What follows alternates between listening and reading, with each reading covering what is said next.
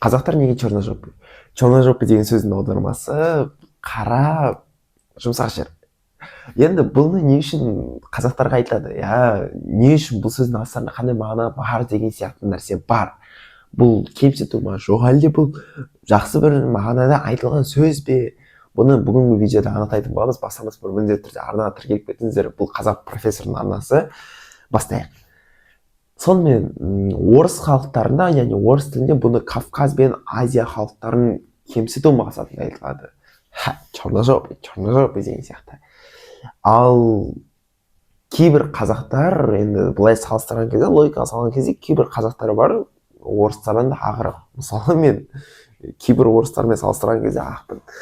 Енді бұл сонда не болғаны, сонда ол айналып келгенде өздеріне тиіп тұр ма? Осындай бір сөз деген нәрсе бар. Мәселен, бүкіл мына бір дақта екен. Бұл дақ бүкіл тек қана Орта Азия мен Шығыс Азияның елдеріне ғана тән дақ екен.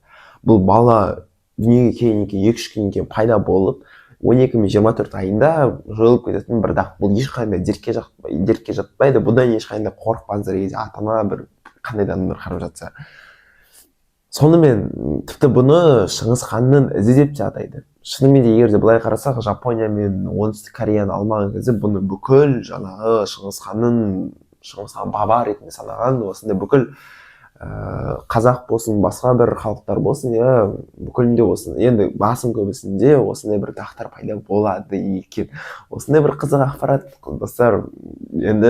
Енді әрине бұдан кейін бір-бірімізді мазақтау деген сөз емес. Сен қара, черножопый деген сияқты. Жоқ, Құдай сақтасын, бірақ осындай бір қызықты мәліметті біліп жүргеніміз абзал. Сенімен болған Нұрдәулет, келесі видеода көріскенше.